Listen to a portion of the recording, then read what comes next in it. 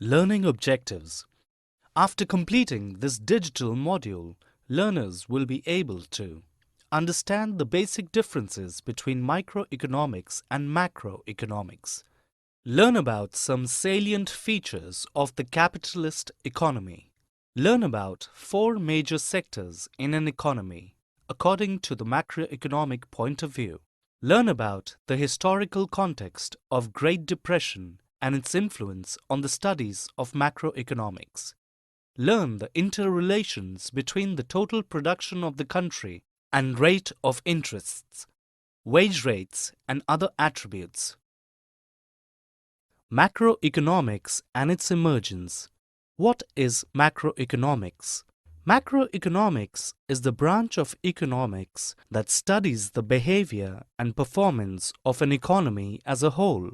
Additionally, we can observe that in addition to using the tools of microeconomics, such as supply and demand analysis, macroeconomics utilize aggregate measures like gross domestic product, GDP, unemployment rates, and the Consumer Price Index, CPI, to study the large-scale repercussions of micro-level decisions. Macroeconomic policy is usually implemented through two sets of tools, viz., the fiscal and monetary policy.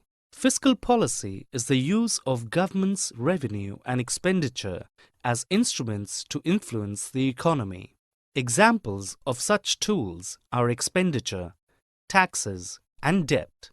On the other hand, the central banks implement monetary policy by controlling the money supply through several mechanisms. These policies focus on limiting the effects of the business cycle to achieve the economic goals of price stability, full employment, and growth. Various economic agents. An economic decision maker who can recognize that different factors influence and motivate different economic groups is called the economic agent. There are three types of economic agents. 1. Consumers, who consumes a produced good or service, generally by financial purpose. 2. Firms' role is to transfer factors of production into goods and services to sell. 3. Governments, which provide the rules for how firms and consumers should interact. This is evident in developed economies. Emergence of macroeconomics. Until the 1930s, most economic analysis was focused on microeconomic phenomena and concentrated primarily on the study of individual consumers, firms, and industries.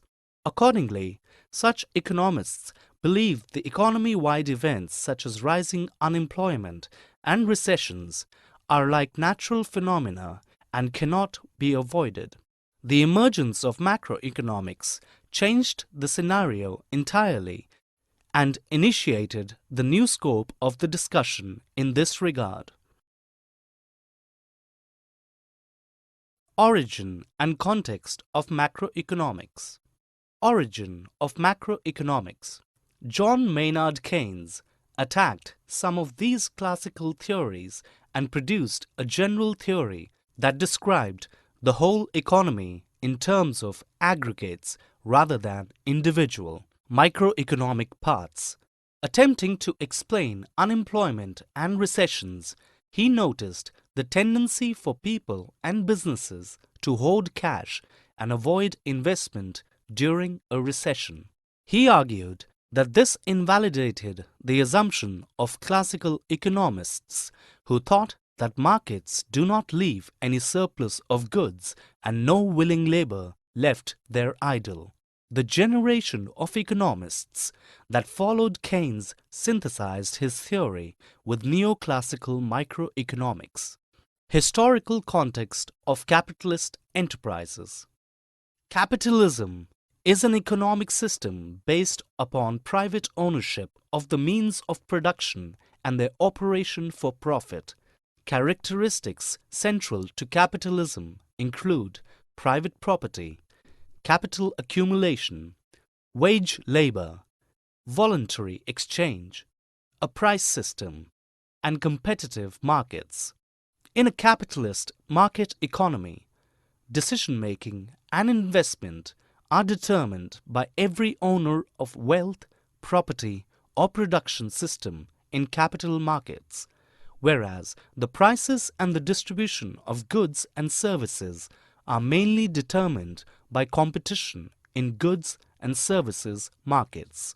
Most existing capitalist economies are mixed economies, which combine elements of free markets with state intervention and, in some cases, economic planning. Household sectors in macroeconomics. The aggregate macroeconomic sector that includes the entire wants and needs satisfying population of the economy. The primary economic role of the household sector is consumption. The share of gross domestic product purchased by the household sector is termed consumption expenditures.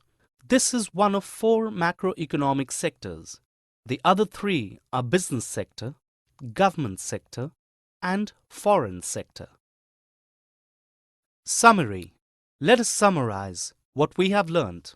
Macroeconomics deals with the aggregate economic variables of an economy.